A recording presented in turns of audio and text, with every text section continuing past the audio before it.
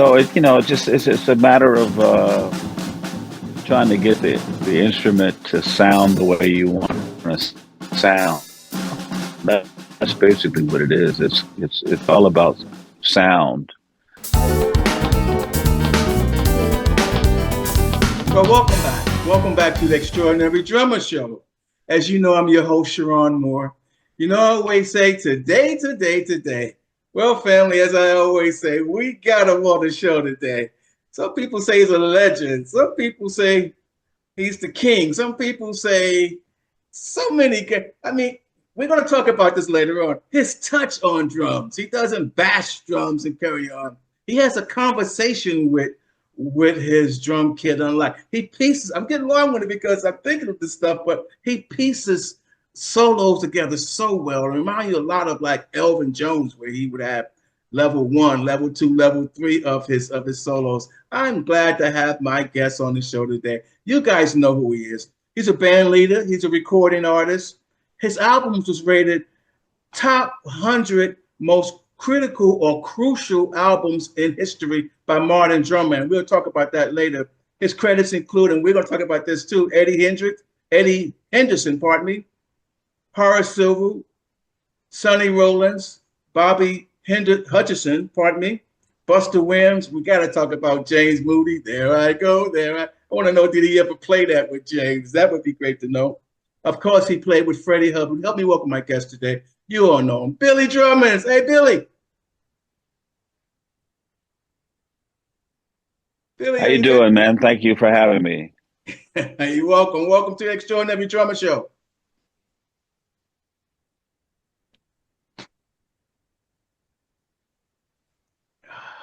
Thank you. Thanks for having me. Appreciate it. Yeah. We're having a little audio here, but I'll dive right in. Billy, let's talk about one of the crucial moments in your life. When Al Foster convinced or asked you about moving to New York. Do you remember that? What was that like?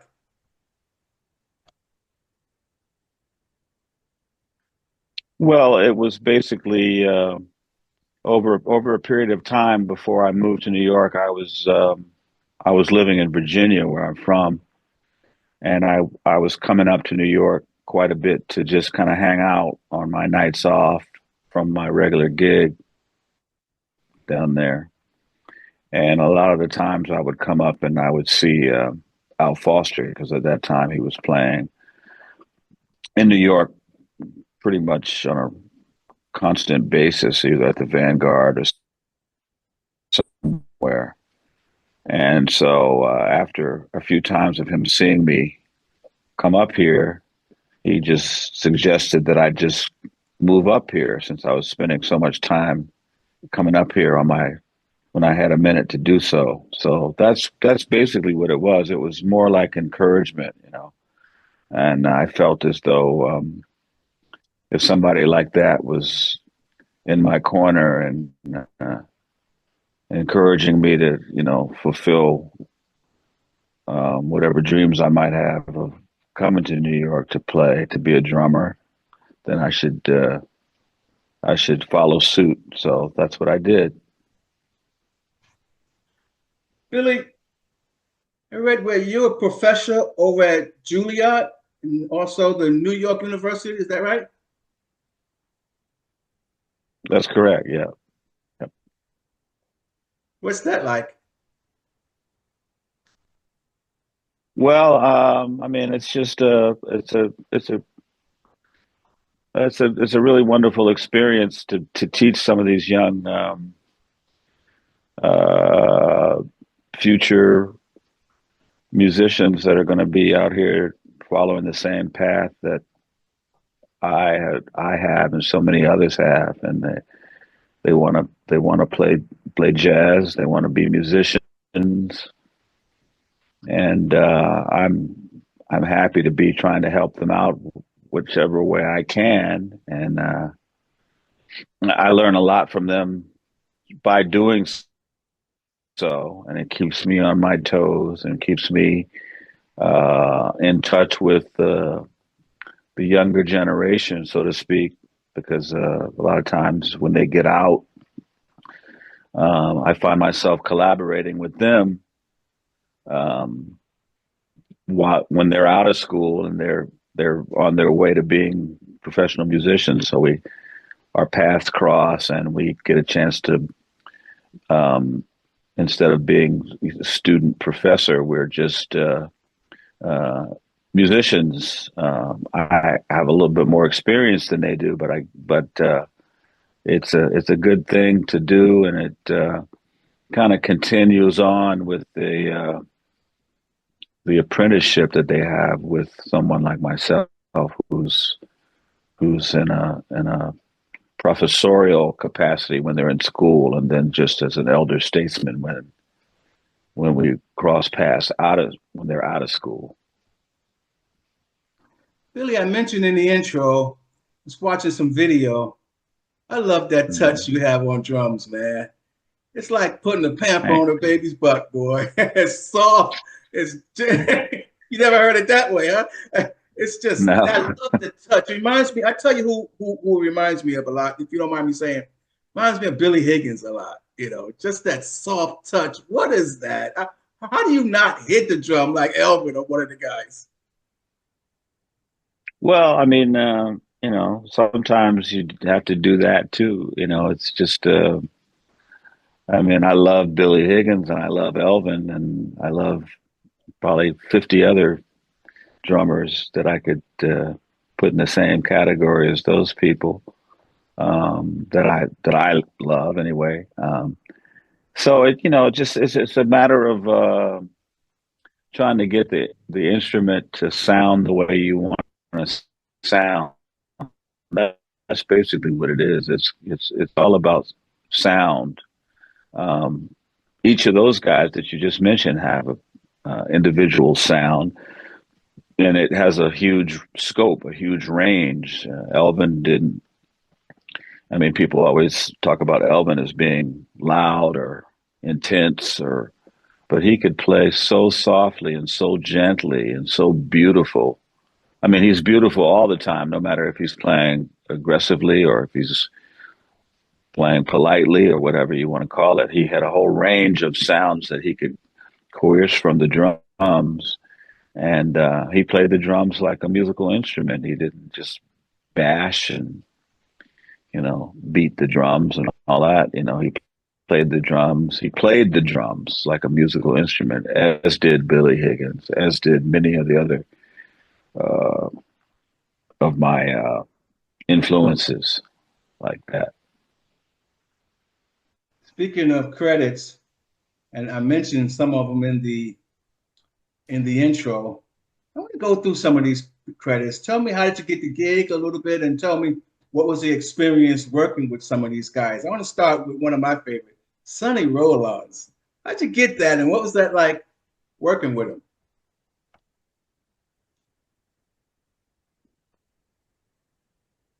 You're talking about Sonny Rollins, right? Yes, Sonny Rollins yes. Pardon is me if I said the name wrong. one of the yeah. Sonny Rollins is well. If you know about Sonny Rollins, I don't need to explain how important he is to the to the development of jazz. He's one of the greatest improvisers. If maybe, I don't know, some people consider him the greatest improviser in jazz. He's also one of the greatest saxophone players in jazz. Um, uh, he's in the same pantheon of saxophone players as all of the uh, original saxophone players that there have been, including Lester Young and Charlie Parker, John Coltrane, uh, Coleman Hawkins, so on and so forth. He's in that pantheon of players and musicians.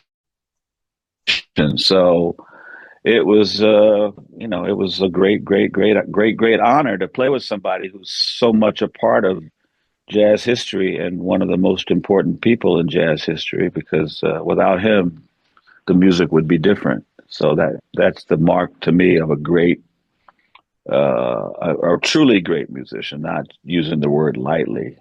He's truly, if he had never existed, jazz would be different. So that's when you know you're in the presence of somebody who's great. When you know that you take them out of the equation, there, the music wouldn't be what it is right now. Billy, let me mention another one of my favorites, James Moody. Mm-hmm.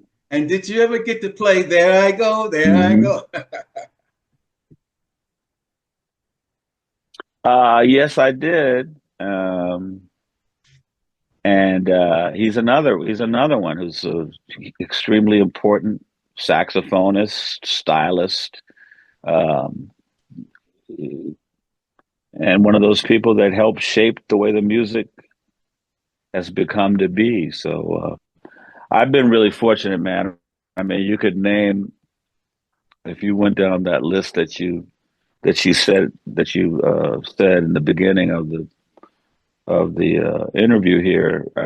Each one of those people is extremely important, and for somebody like me, who's considerably younger than all of them, and at the time that I got a chance to play with them, at the time that I got a chance got hired by them, um, they were doing me a huge favor by even hiring somebody like me because I didn't have nearly the experience that they had, and I couldn't really even play that well.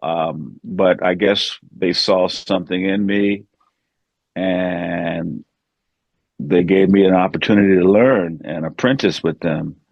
And that's really what a young musician has to do. You have to be around people that play better than you, that know a lot more than you, and can give you the information that you need to become a better musician, whether they um, verbally tell you things or whether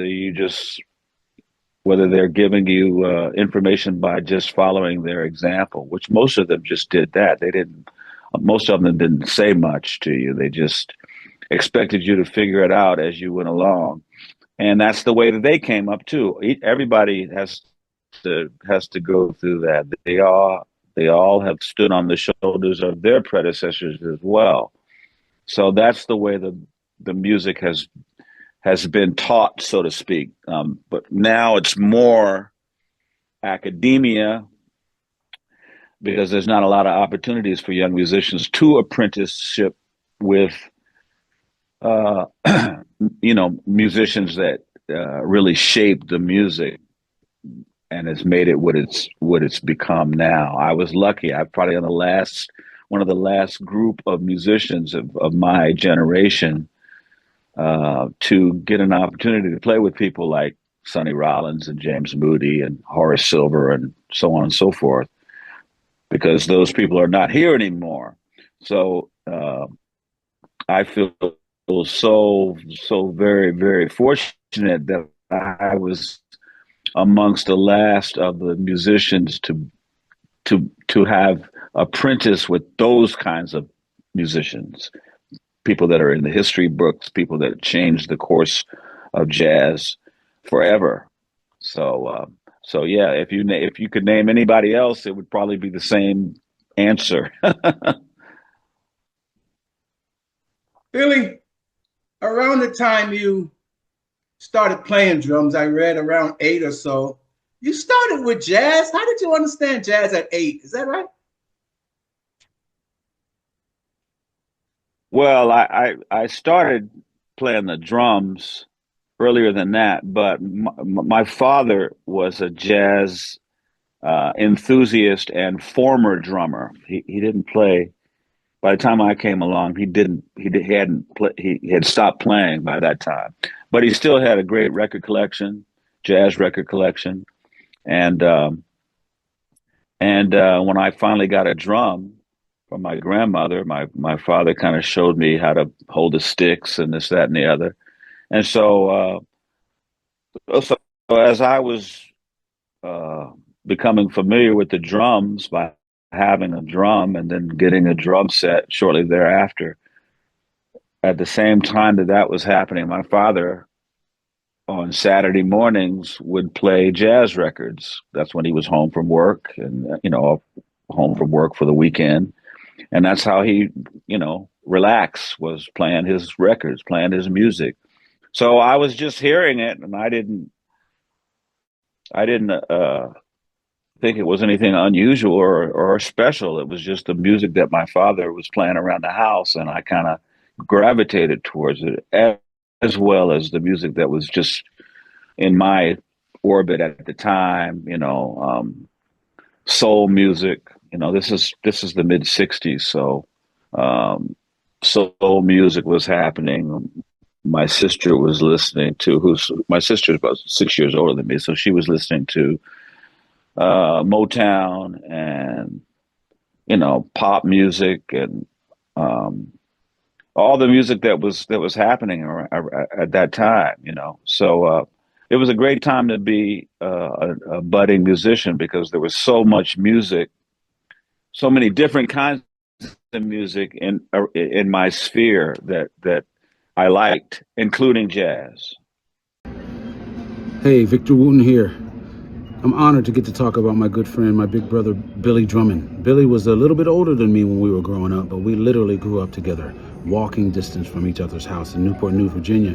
Warwick Lawns, I know Billy knows all about that. I'm at the airport right now, so I hope it's not too noisy. But anyway, Billy was always my big brother, always into jazz. When the five of us Wooten brothers were all into funk and fusion and stuff like that, man, Billy was totally in the straight ahead, man. He was always playing the records. He was turning me on to great music. I think Billy played me some of my first Jocko on cassette and all of that. But the cool thing about Billy is his house was all about jazz, man. I can remember his dad saying, "Oh yeah, George DeVivier. George DeVivier is a friend of mine. Had me over for dinner." Was always talking about these jazz guys. At the time, I didn't even know who George DeVivier was, but Billy knew. Billy was all about jazz. Anyway, he's always been a big brother to me, and it's been too long since I've run into him, so I got to see you, Billy. Just know that I still love you, and I appreciate you for all the things you did for me and my brothers when we were kids. I know you and Roy was always hanging, but I was trying my best to hang with y'all. Much love to you, big brother. Your little brother, Victor Wooten. Billy, Modern Drummer magazine says your recordings are listed as most important music or crucial music in history. What do you think of that? Well, they were talking about they chose one particular record that I made as a leader, and I'm I'm honored that they put me in such high esteem with so many records that I think are are part of the 50 most crucial jazz drum records. With some of my, all of those records that record is mentioned with are records that I own and that have influenced me and that uh, I feel like are some of the greatest jazz drum records of all time. So I'm honored that they put that record in there. It's kind of a unbelievable thing for me, but I'm happy that they did, and I hope I just hope people listen to it and enjoy it. Whether they think it's crucial or not, I don't know about all that, but it's a great honor. Thank you, Billy. We do a thing on the show we call Word of Advice. When I ask the drummers, I ask the guests if they'll leave a parting word of advice to the up and coming guys that are trying to get traction in this industry, in this game, even the guys at the next level. Billy, would you leave them a word of advice? Oh boy. Well, it's such a time now than it was when I was a budding drummer that wanted to make this my life's work, my profession, my uh, the thing that I love to do more than anything else. So I would, I would, it would be hard for me to tell them what to do and give them advice as to what to do because the music industry, if there is such a thing, is so different now. The world is so different now. When I was growing up, there was no internet, there was no computers, there was no cell phones. There was uh, that whole uh, way of living was so different than it is now, where on your cell phone you have everything at your fingertips. When I was growing up, if you wanted to listen to a record, you had to go and buy the record or go to the library and check it out of the library, that sort of thing. So now, and I'm faced with this dilemma with a lot of my students, is because they have so much information and it's very, very daunting. They don't even know where to begin. So I don't have any real information and advice about that. I guess the simplest thing I could say was that if you truly want to do this, you have to absolutely love it and really accept nothing else, because it's going to be very difficult to excel if you don't really, really love it for just the love of the music, not to try to make it or become famous. Or if you think if that's your goal, I think that's the wrong attitude to have. I think you should pursue it because you absolutely love it, and you'll accept nothing else um, as your passion and as your life's work. And then hopefully, things will fall into place, and you'll be able to follow through with all that, and hopefully, make a living doing the thing that you love the most. But I would just say, if you gotta really love this thing if you want to excel at it, and not to do it for fame or fortune. That's really not a realistic way of looking at it, because it's not the easiest thing in the world to do on so many levels. It's, if you want to play quote unquote jazz, you're talking about, maybe 1% or 0.5% of the population in the whole world really even is interested in jazz. So you have a small piece of the pie, and then you have an even smaller piece of the pie by being a jazz musician. So do it for your love, and everything else will fall into place if you excel at it and um, become good at it or great at it. Hopefully, uh, that's the most realistic view I can give. There's so many great, great, great, great, super talented musicians that struggle, and some of them become disillusioned and decide not to do it anymore. So you got to do it for the love of it. That's what I would suggest.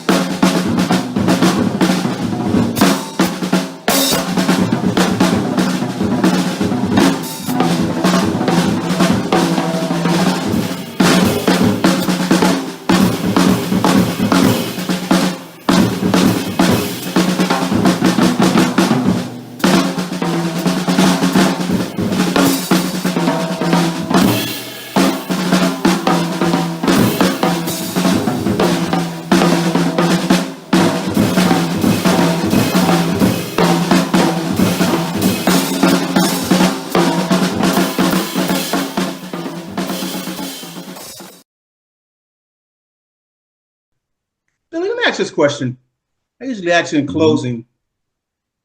Billy, what do you want your legacy to be said, to be told? Oh wow, I've never been asked that question before. Well, I guess, well, more important than the music part or the drums or all of that. I think I would just want to be the people that know me or the people that knew me when I'm not here anymore, all that kind of stuff. I just want them to think that I was a good person, and I treated people with the same respect and kindness that I want to be treated. And so that's first and foremost, because I think first and foremost, I'm a human being. I'm more than just a musician. I'm more than just a drummer. I'm a father. I'm a husband. I'm a friend. I'm a brother. All these kinds of things. And so, um, I guess that's. I just want to be remembered with love and affection as a human being to the people that know me, and I think that's the most important legacy one can leave behind. And everything else, if everything else falls into place, uh, you know, people seeing me play the drums or hearing me play music or whatever like that, if they like that, that's beautiful too. But uh, in the huge scope of things, I think the fact that I'm a human being is more important.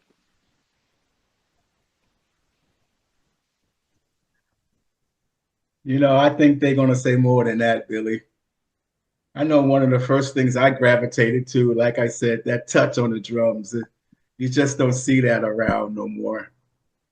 Guys are playing louder and the monitors in their ear posted on the floor. It's a different world, as you said. But I couldn't let you go without Uh-huh. asking you, tell me that picture behind you of Max and Tony Williams. What's the deal with that one? Hmm. That's just a picture that I've seen around, and my wife had that had somebody take it and blow it up to this size and put it in a frame because she knew that Max and Tony were two of my all-time favorite drummers, and they're a generation apart as well. So Max is Tony's favorite drummer and mentor, and both of them are my mentors. And so it's a great photograph of two unbelievable drummers from different eras. One influenced the other. They both influenced me, and they're both hugely important in the development of the drumming world.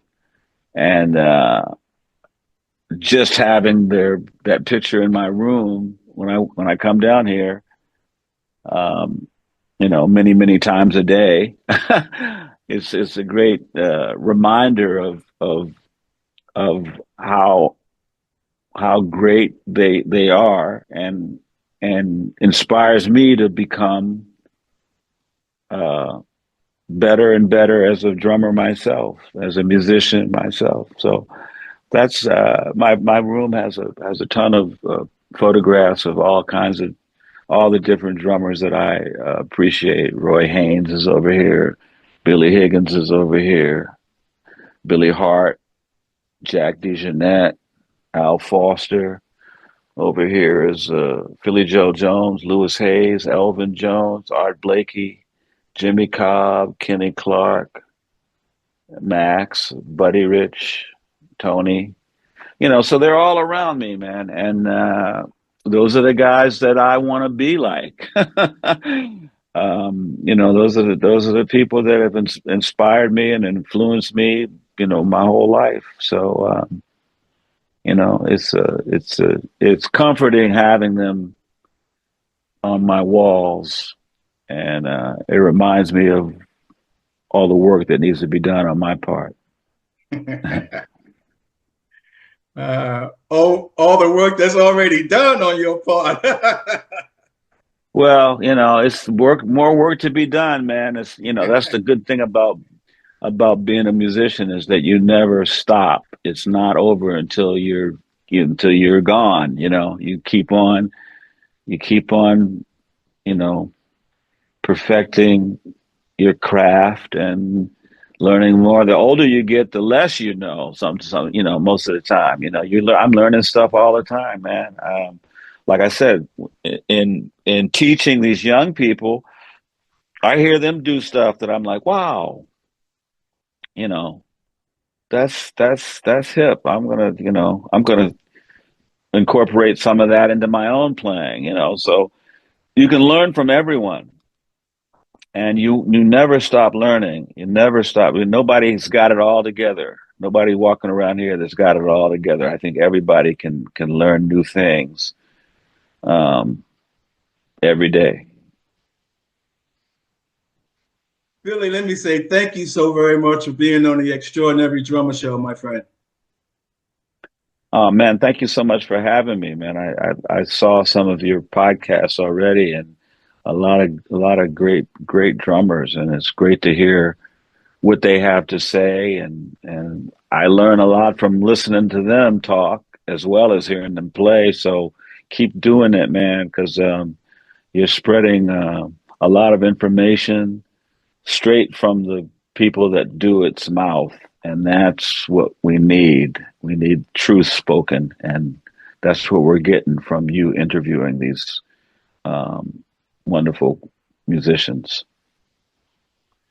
Man, Billy, you're gonna make me go another 100 years, man. Hey, man, you got to keep going, man. Keep doing it, man. Keep doing it, please. I really appreciate that coming from you. Will you help us wave goodbye to all the fans, Billy? All right, thank you so much, and keep it going, Sharon. Keep it going, man. Okay. Yes, sir.